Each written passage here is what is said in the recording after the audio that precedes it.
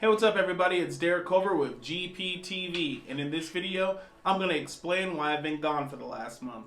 Stay tuned.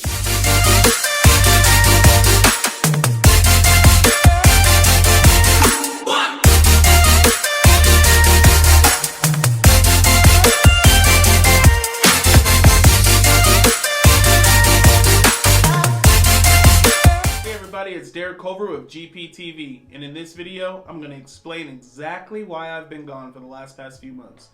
So, I want to first start off by apologizing for not making any videos for roughly about a month and a half now. I've been MIA. So, I've been working on a project in Cleveland, Ohio. There's going to be a picture of it here. Yeah. So that is a 4-bedroom, 2-bathroom property that I purchased back in October of 2019, and been going through a huge renovation with the property, and it has been a complete nightmare. The very first, purchasing the property, I overbid the property by almost $10,000 just so I can get it, and that was a huge mistake. I believe that I fell in love with the property as if it were going to be my house, so I was kind of blinded by that, feeling of me wanting the house or me wanting to live in that house. And I wasn't thinking really with investors type of a mind. I was thinking with a buyer's type of a mind set, and that kind of got me into some trouble on this one. I'm not too far deep into the project, just depending on who you ask, but they were originally asking like $6,600 for this property. I ended up winning the property by bidding $16,662. So after closing cost, I was somewhere around $18,000 into the actual purchase of the property. One thing that I did not notice while being blinded by the potential of this property was the fact that there was no plumbing in the house going from the basement up to the second floor. Someone had broken into the property before I purchased it and stole all of the copper piping from the property. That seems to be a big thing to do in these markets. This East Cleveland housing market is people will go in and steal the copper piping, the copper wiring, and they will sell that for money. One thing that they don't understand or don't realize is that they are causing investors or homeowners thousands and thousands of dollars, for them to literally get maybe $20 or $30, which equates to like, a 12-pack of beer and a couple of packs of smokes. They're costing investors and homeowners, again, thousands of dollars.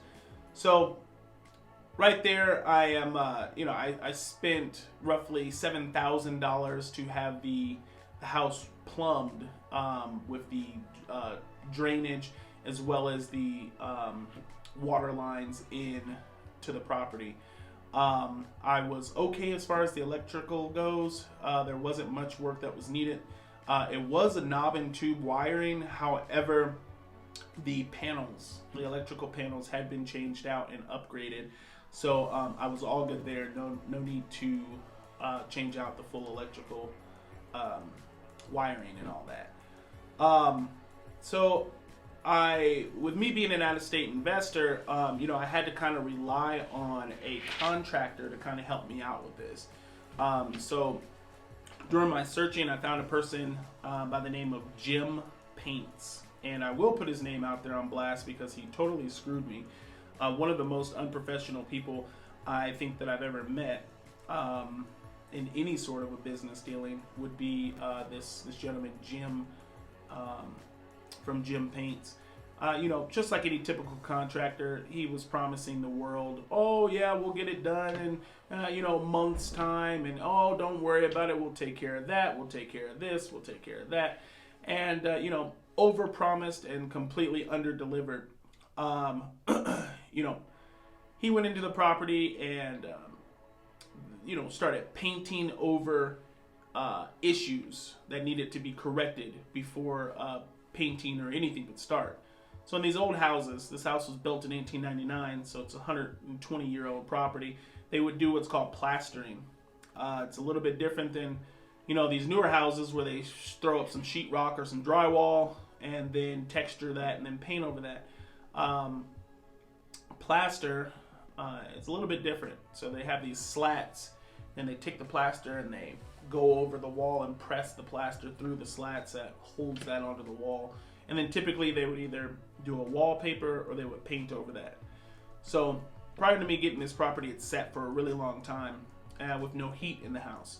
So naturally the paint and the wallpaper start to peel off. Here's a picture here of kind of what that looks like with the wallpaper peeling off of the walls. It's a very, very common thing when there's no heat. Everything gets a little brittle and starts to peel and fall off of the walls. This gentleman, Jim, and his crew went in there and, barely scraped any of this stuff off and tried to paint over this. So it just was completely done unright. Long story short, I was to pay him like $6,600 for him to go in and correct all of these issues and paint the house. I gave him a down payment of like $3,350. And for the last 2.5 months, barely anything got done to the house. He was always saying, "Oh, my guys are there," or "Oh, my guys are on the way," and they just never were. Also, while the renovation process was going on when Jim was on the job, the house got broken into. And I had purchased, brand new hot water tank that I had installed on the property when I had the plumbing done. There were new toilets, 2 brand new toilets that I had in the house. There were a bunch of light fixtures and a bunch of tools and things like that I purchased. New screen doors for front and back door. And all of that stuff was stolen.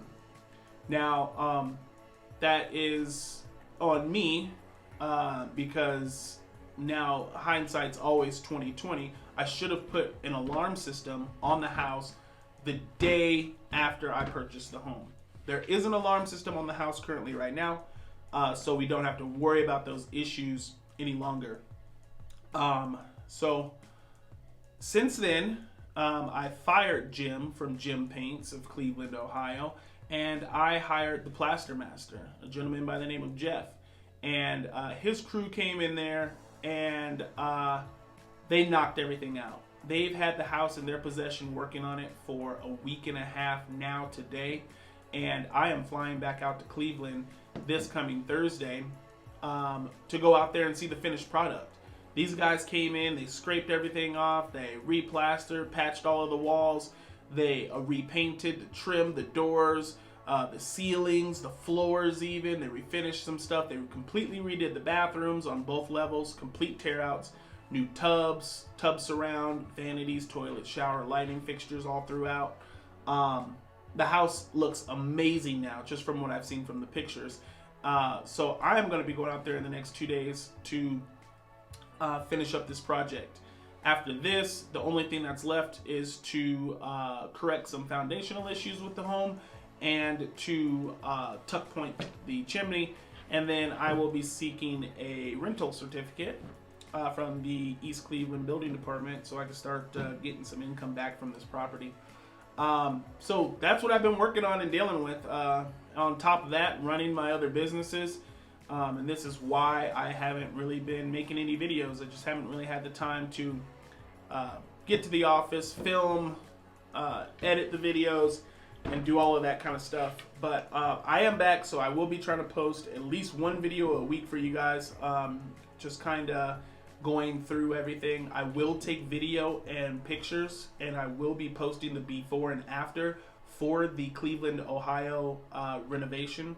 It's a beautiful house. If anybody is in the Cleveland, Ohio area and is looking for a rental property, it's a great house in an up-and-coming neighborhood. I think that anybody would be happy to have this house. It's basically a mansion. I mean, it's a pretty sweet place. So again, if you're in the Cleveland area, avoid Jim Paints by any means necessary. Do not go with this guy. He's a complete scam. In total, at this moment, I am roughly 39,000, I believe 600 and some change into this property. That does include the purchase price of the property, the replumbing of the property, the first contractor who screwed me, the full payment to the second contractor who came in and completely blew us away with his transformation of the property. And yeah, so I could expect to pay out another $2,000 or $3,000 for the foundation, is what I've been quoted, as well as the tuck point on the chimney. So I should be into this thing for a total of about $44,000 when it's all said and done. And it is a 4-bedroom, 2-bath. So if I do decide to go the Section 8 route, I will be able to get a rental certificate for anywhere from $1,250 to $1,350 a month for this, which would put me right in the area of 2.5 years to get all of my money back for this. So still not bad at all. Not a bad investment at all. $44,000, have everything paid back in 2.5 years, and then from that point on, as long as this structure is standing up and I keep up with the the little maintenance stuff that needs to be fixed with it, in which I will, this property will be generating anywhere from $1,250 to $1,350 a month in true passive income forever. So I go on to say all of this and let you guys know again why I've been gone. I've been working on this project, been stressing on this project. But if you guys have any questions, comments, feel free to please leave them in the comment section below. Smack that thumbs up button so that way we can get the YouTube algorithm to share this video with more people. Subscribe if you're not already subscribed. And again, please give me feedback on how I can make these videos better. And you will be seeing more of me.